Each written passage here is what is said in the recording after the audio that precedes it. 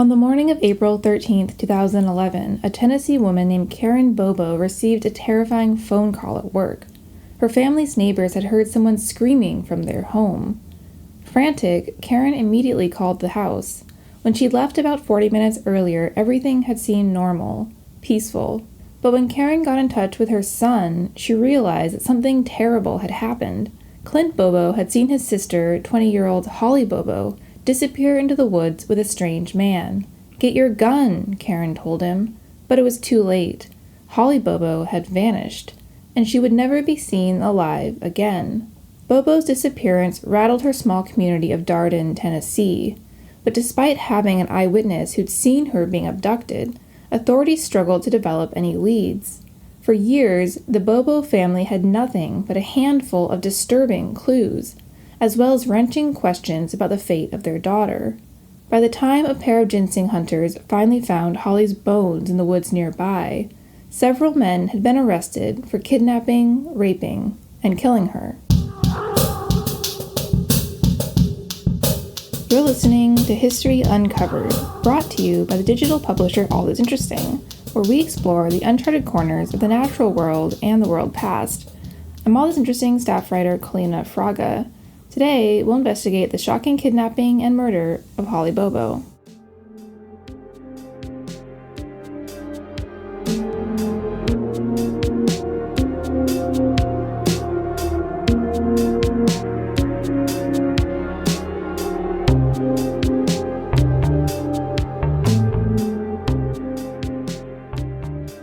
The fateful morning of April 13th began like any other morning in the Bobo household. 20-year-old Holly Bobo got up before dawn to study for a nursing exam she had that day. Her parents, Karen and Dana Bobo, both left early for work around 7 a.m., while 25-year-old Clint Bobo, a college student, slept in. No one knows exactly what happened in the next 40 minutes. Only that, as Holly Bobo prepared to leave for school, someone crept out of the forest nearby. Around 7:40 a.m., one of the neighbors heard someone screaming near the Bobo house. He told his mother, who called Karen Bobo at the school where she taught. Karen immediately called home. Meanwhile, Clint Bobo had just woken up to the sound of dogs barking. When his mother called in a panic, he went to see if Holly's car was still in the driveway, and it was. "At that point, I knew something was wrong," Karen Bobo later said. "Holly should have already gone to school. I hung up and dialed 911. Clint looked out the window. He would later tell authorities different stories about what he saw. Clint acknowledged as much, saying he was just trying to remember as many details as he could. But one thing is for sure. When Clint looked out the window, he saw his sister with a man dressed in camouflage. Clint wasn't alarmed. He assumed it was Holly's boyfriend, Drew Scott. "I expected Drew to be dressed in camouflage," Clint Bobo later said, "because Drew and I had talked the night before and he told me he was going turkey hunting that morning." In one version of this story, Clint describes overhearing snippets of conversation between his sister and the man outside. He remembered that Holly was kneeling and sounded upset. At one point, he heard her say, "No, why?" and assumed that she and Drew were breaking up.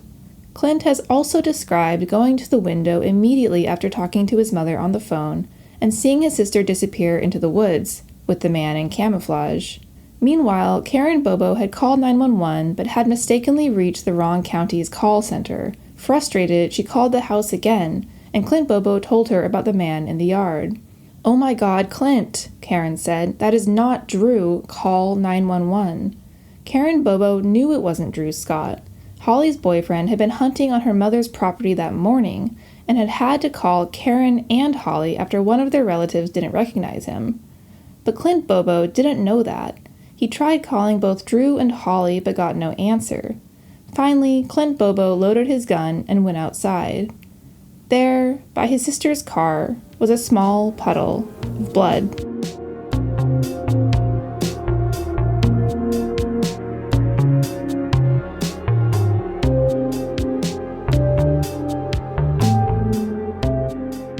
The Tennessee Bureau of Investigation immediately launched a desperate search for the missing 20-year-old. Volunteers set out on foot, on horseback, and even by ATV. They fanned out across fields and trudged through the woods in hopes of finding Holly Bobo.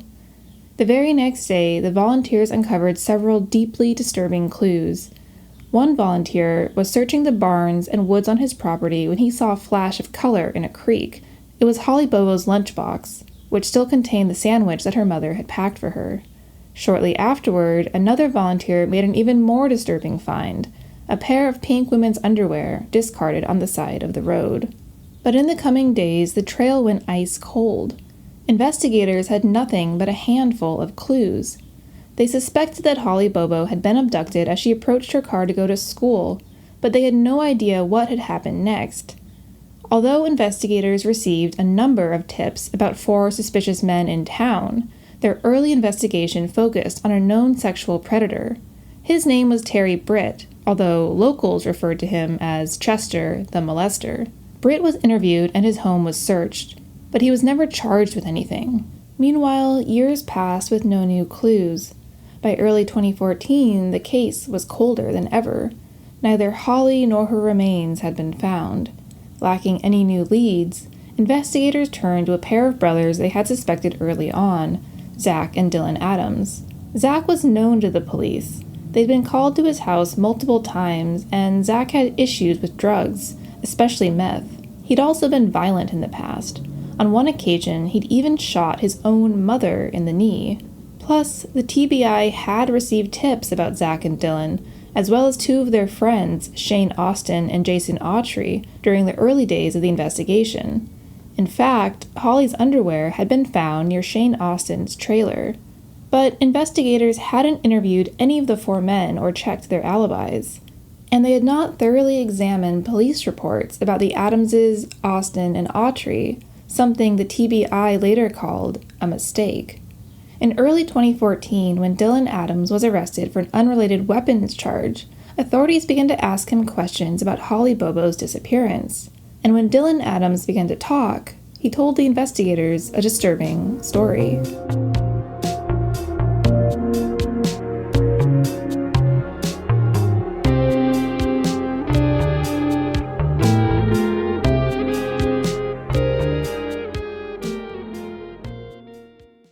According to Dylan, he'd gone to his brother Zach's house on April 13, 2011, the day that Holly Bobo disappeared.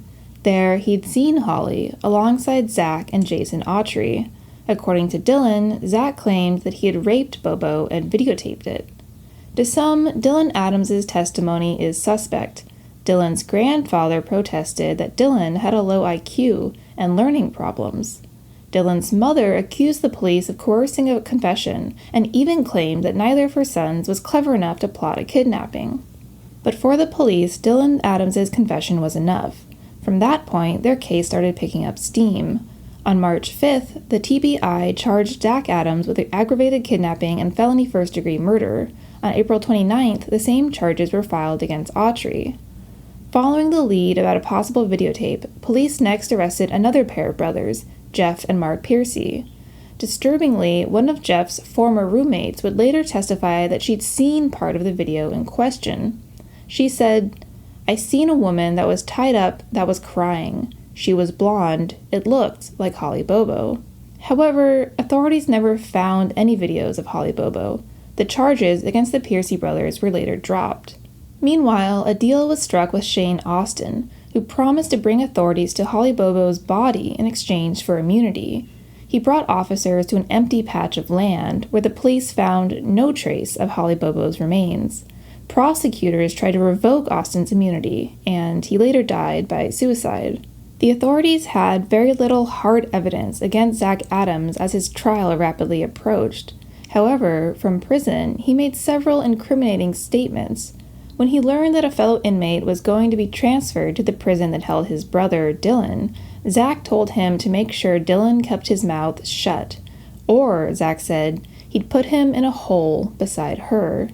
Damningly, Zach added, "I'm not worried because they got no body and they got no gun." At that point, no one knew for sure if Holly Bobo was dead, or, if dead, how she had died.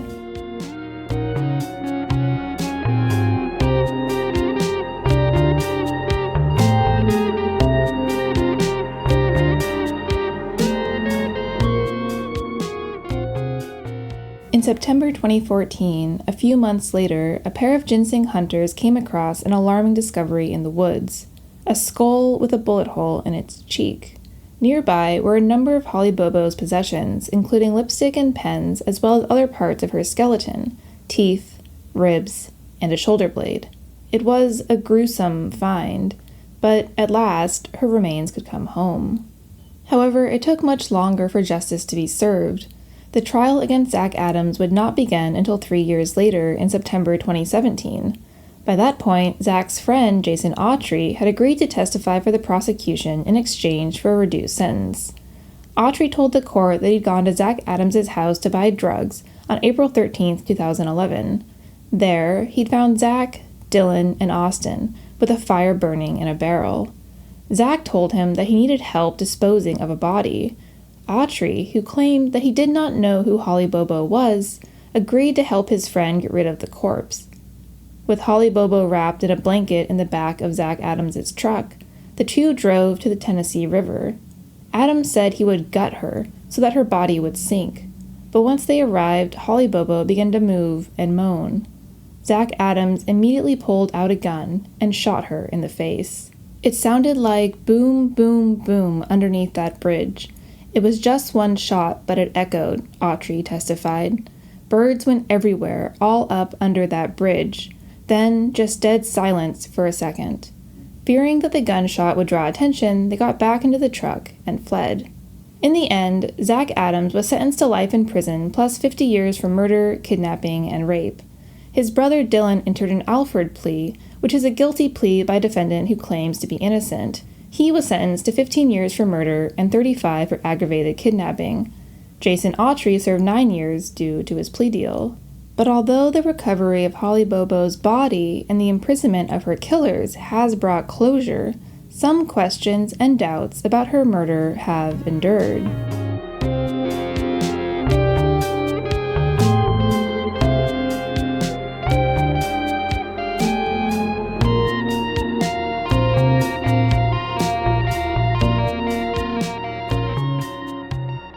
Today, 10 years after Holly Bobo first disappeared, questions remain about her death. Why was she taken from her home? Was she targeted? Or was her kidnapping random, a crime of opportunity? During the trial, Jason Autry offered some insights, but many believe that his testimony should be regarded with suspicion, as it spared him a longer prison sentence. Autry claimed that he had asked Zach Adams how he knew Holly.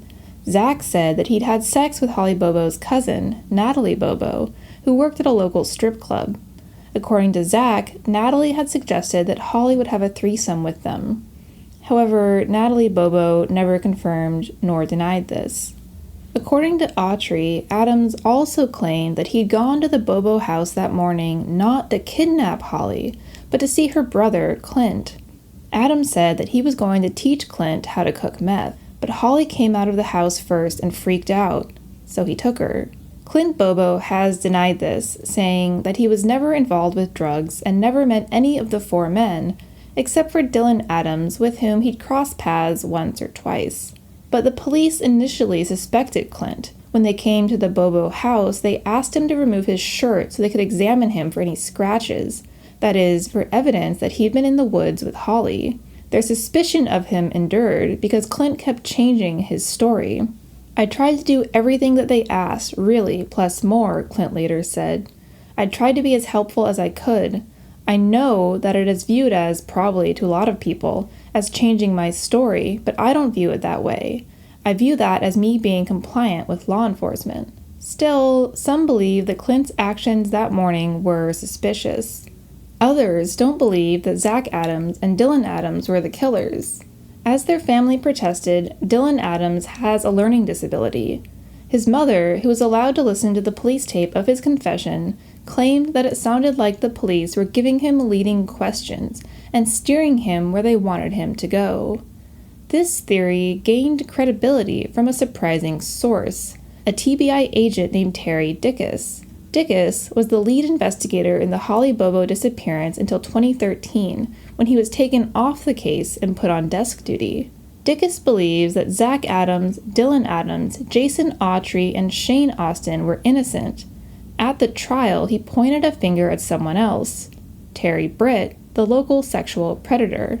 Dickus noted that Britt matched a physical description of the suspect. His history suggested he was capable of kidnapping, and Clint Bobo even identified Britt's voice with 80% positivity. However, at trial, another agent testified that Dickus had lost objectivity and had had tunnel vision toward one particular suspect, that is, toward Britt. Technically, the Holly Bobo case is now closed. The trial is over, the suspects are in prison, and Holly Bobo's bones have been returned to her family. But the questions surrounding her shocking disappearance have endured. Sadly, many details about her kidnapping and murder remain a mystery. Holly Bobo isn't alive today to tell her story, and the men who killed her refuse to reveal what happened on that awful April day.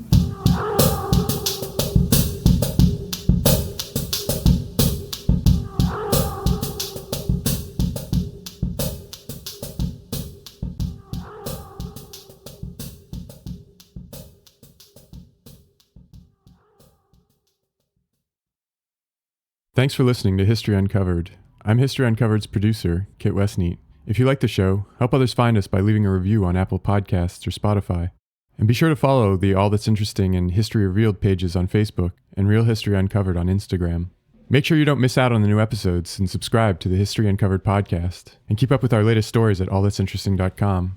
If you have a question about the show or just want to say hi, feel free to call us at 929-526-3029. or email us at podcast@allthat'sinteresting.com. This podcast is part of the Airwave Media Podcast Network. Visit airwavemedia.com to listen and subscribe to their other fine shows like Legends of the Old West and Redacted History. Until next time, keep exploring.